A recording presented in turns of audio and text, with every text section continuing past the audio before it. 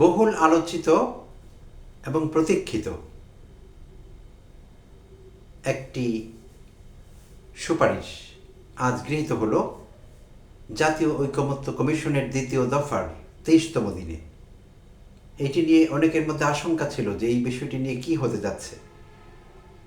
উচ্চ কক্ষের কথা বলছি, প্রিয় দর্শক, আসসালামু আলাইকুম এবং অনেক অনেক শুভকামনা সবার জন্য।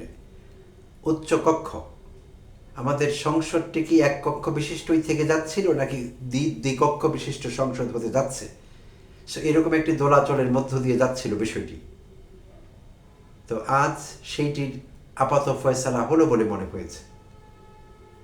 আজ ফরেন সার্ভিস একাডেমিতে জাতীয় ঐকমত্য কমিশনের দ্বিতীয় দফার 23তম এবং শেষ দিবসে এই সংসদের উচ্চ কক্ষ বিষয়ে একটি সিদ্ধান্তে আসা গিয়েছে। তো উচ্চ কক্ষ থাকছে, তার মানে দ্বিকক্ষ বিশিষ্ট সংসদ পেতে যাচ্ছি আমরা। আর নির্ধারণ করা হয়েছে যে উচ্চ কক্ষে আসন সংখ্যা থাকবে 100টি। তো রাজনৈতিক দলগুলো এই বিষয়টি নিয়ে আলোচনা চলছিল, সকাল থেকে আলোচনা হয়েছে, সারাদিনই হয়েছে। তো তারা একমত হতে পারছিলেন না। অবশ্যই সেই বিষয়টি কমিশনের উপর ছাড়া হয়েছিল। তো কমিশন একটি সিদ্ধান্তে এসেছে। তার আগে একটু বলে নেই, সেই সিদ্ধান্তটি বলবার আগে 6টি গুরুত্বপূর্ণ সংস্কার কমিশনের আলাদা আলাদা সংস্কার প্রস্তাবগুলো একীভূত করে সমন্বয় ঘটিয়ে ঐকমত্যে পৌঁছবার জন্য গঠিত হয়েছিল জাতীয় ঐকমত্য কমিশন। এটি আপনাদের জানা আছে। আর সেইটি চেয়ারম্যান হয়েছিলেন প্রধান উপদেষ্টা অধ্যাপক ডক্টর মোহাম্মদ ইউনূস অন্তর্বর্তীকালীন সরকারের। আর ভাইস চেয়ারম্যান হিসেবে কাজ করছিলেন অধ্যাপক আলী রিয়াজ। তো তিনি অনেক পরিশ্রম করছিলেন গত অনেক দিন ধরে। 2 দফায় আলোচনা হলো এবং আজ ছিল 23তম দিন এবং শেষ দফা, দ্বিতীয় দফার শেষ দিন। তো এই ঐকমত্য কমিশনের অধীনে তাদের পরিবেশনায় রাজনৈতিক দলগুলো অংশগ্রহণ করেছে গত অনেক দিন ধরে। 2 দফায় মিলিয়ে প্রায় 62টি রাজনৈতিক দল এবং জোট অংশগ্রহণ করেছে আলোচনায়। তো আজ ছিল খুবই, তারা নিজেরাও ঐকমত্য কমিশন চাপের মধ্যে ছিলেন, কারণ আজকের মধ্যে তাদের এটি ফয়সালা করবারই কথা। আজ ছিল জুলাই মাসের শেষ দিন, তো সেটি তারা করেছে। এবং তারা যে সিদ্ধান্ত নিয়েছে, যেহেতু রাজনৈতিক দলগুলো ঐকমত্যে পৌঁছতে পারছিল না, তাই কমিশন তাদের সিদ্ধান্ত জানিয়েছে। আর সেই সিদ্ধান্তটি হলো 100 আসনের উচ্চ কক্ষ হতে যাচ্ছে। আর সেই 100 আসনের সদস্যরা, যাদেরকে সেনেটার্স বলা হবে, ইন্ডিভিজুয়ালি এক একজন সদস্য সেনেটার বলে গণ্য হবেন। আর উচ্চ কক্ষের নাম, এই বিষয়গুলো আগেই আলোচিত হয়েছিল, সেনেট। তো সেই সেনেট সদস্যরা বা সেনেটাররা সংখ্যায় 100 জন হবেন। আর তারা নির্বাচিত হবেন প্রপোর্শনাল রিপ্রেজেন্টেশন বা সংখ্যানুপাতিক পদ্ধতিতে। এইটি কমিশনের প্রস্তাব। আর সেটি হলো, কোনো একটি রাজনৈতিক দল এই জাতীয় সংসদ নির্বাচনে যত ভোট পাবে সারা দেশে, সেই ভোটের অনুপাতে উচ্চ কক্ষে তাদের সদস্য সংখ্যা নির্ধারণ করা হবে সারা দেশে প্রাপ্ত ভোটের সংখ্যার ভিত্তিতে, যেটিকে বলা হচ্ছে পিআর বা প্রপোর্শনাল রিপ্রেজেন্টেশন, সংখ্যানুপাতিক বা সমানুপাতিক প্রতিনিধিত্ব। কিন্তু এখানে একটি কিন্তু আছে। এনসিপি, জামায়াত ইসলাম সহ অন্যান্য দলগুলো স্বাগত জানিয়েছে কমিশনের এই সিদ্ধান্তকে।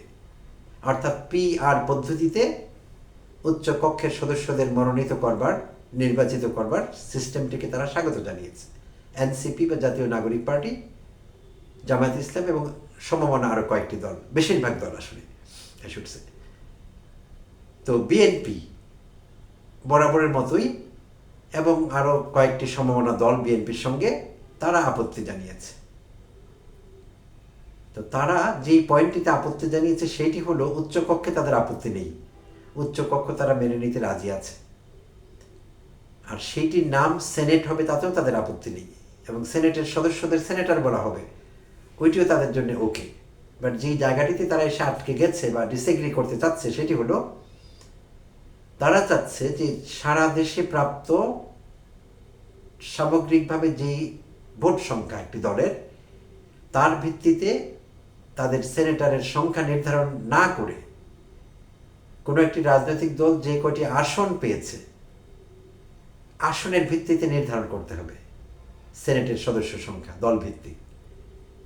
আর এটি তারা করছে এই জন্যে, তারা জানে, বিএনপি জানে বেশ কিছু দল আছে, ছোট দলগুলো, তারা সারা দেশে আসন পাবেন না, সব জায়গায় তারা আসন পাবেন না, তারা আসনই পাবেন হাতে গোনা কয়েকটি, এবং সেটি নির্দিষ্ট এলাকা ভিত্তিক কেন্দ্র ভিত্তিক হবে, সারা দেশব্যাপী হবে না। তো সেই আসন সংখ্যার ভিত্তিতে যদি তাদের সেনেটার দিতে হয় সেই দলকে, তারা আসলে পাবে না, পাবার সম্ভাবনাই কম একেবারে। তার মানে বিএনপির সবগুলো সেনেটের পদ জিতে নেবার সম্ভাবনা থেকে যাচ্ছে আসন সংখ্যার ভিত্তিতে হলে, বড় দল হিসেবে। তো সেই জন্য বিএনপি এখানে ছাড় দিতে চাচ্ছিল না। তারা দাবি করছে যে সব ঠিক আছে, কিন্তু মোট প্রাপ্ত ভোটের সংখ্যার ভিত্তিতে নয়, মোট প্রাপ্ত আসন সংখ্যার ভিত্তিতে সেনেট মেম্বারের সংখ্যা নির্ধারণ করা হবে দলগুলোর জন্য। তো এই পয়েন্টে এসে বিএনপি এখানে ডিসএগ্রি করেছে।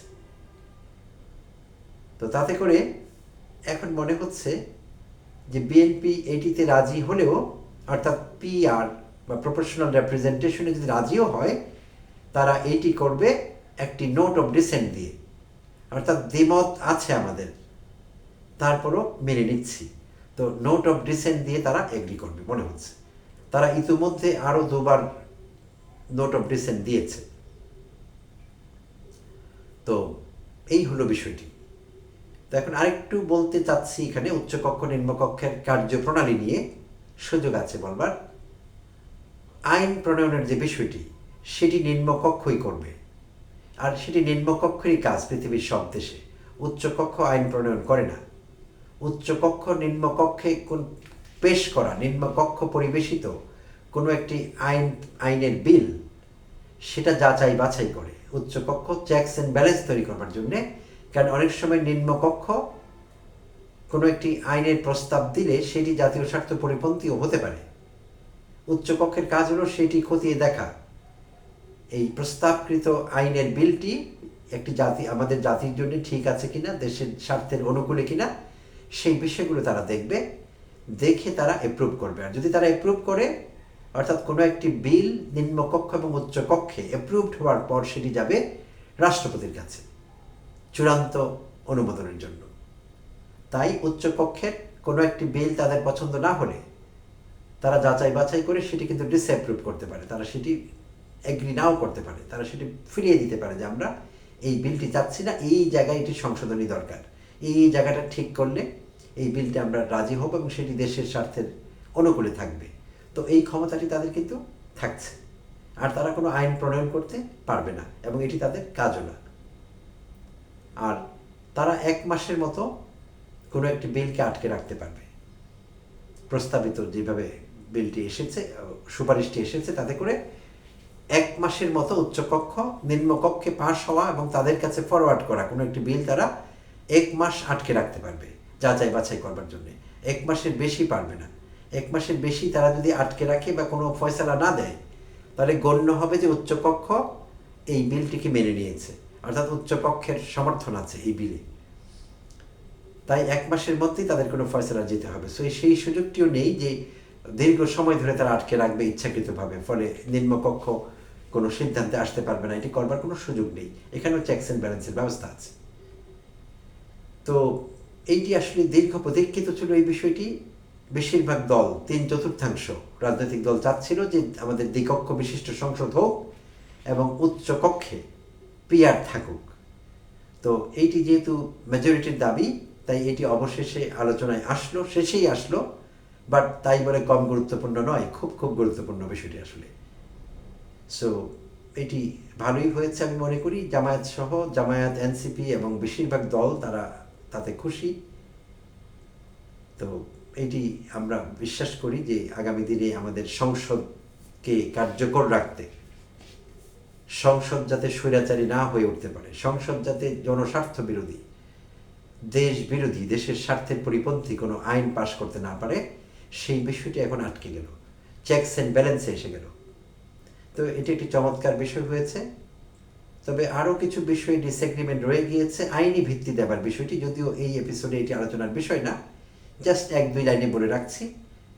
জামায়াত সহ এনসিপি এবং অন্যান্য দলগুলো চাচ্ছে যে একটি আইনি ভিত্তি দিতে হবে এই সব কিছুকে। বাট বিএনপির পক্ষ থেকে জনাব সালাউদ্দিন আহমেদ তিনি বলেছেন যে এটির আইনি ভিত্তি দেবার দরকার নেই, এটি তো এমনি আলোচিত হলো, লিখিত থাকবে, সবাই সাইন করবো, আমরা আইনি ভিত্তি দেওয়ার দরকার কি। তো জামাত ইসলাম অলরেডি আবদুল্লাহ মোহাম্মদ তাহের বলেছেন যে যদি আইনি ভিত্তি না দেওয়া হয় এই ঐকমত্য কমিশনের এই যে গ্রহণকৃত সুপারিশগুলো আইনি ভিত্তি না দেওয়া হলে তারা মামলা করবেন। কারণ আইনি ভিত্তি না দেওয়া হলে অঙ্গীকার সহ, সেখানে 7টি অঙ্গীকারও আছে, তো সেই অঙ্গীকার সহ বাকি যেই সুপারিশকৃত বিষয়গুলো যেটিতে এগ্রিমেন্ট হয়েছে সেখানে সাইন করবে, ঠিক আছে সবাই, বাট যদি আইনি ভিত্তি দেওয়া না হয় তাহলে ভবিষ্যতে যে সরকার ক্ষমতায় আসবে তারা যে সেগুলো মেনে চলবে এমন কোনো গ্যারান্টি এখানে তৈরি হচ্ছে না। সেই জন্যে আবদুল্লাহ মোহাম্মদ তাহের জামাত ইসলামের প্রতিনিধি হিসেবে তিনি ঘোষণা করেছেন যে প্রয়োজনে আইনি ভিত্তি না পেলে আমরা মামলা করব। তো দেখা যাক কি হয়। তো নানান দোলাচলে এবং সন্দেহ দ্বিধা দ্বন্দ্বের মধ্য দিয়ে আজ ঐকমত্য কমিশন তাদের আপাত দৃষ্টিতে তাদের উপর অর্পিত কাজটি তারা পালন করেছে এবং শেষ করেছে। তো দীর্ঘ সময় ধরে চলছিল এই ঐকমত্য আসবার বিষয়টি, সংস্কারের সুপারিশগুলো নিয়ে।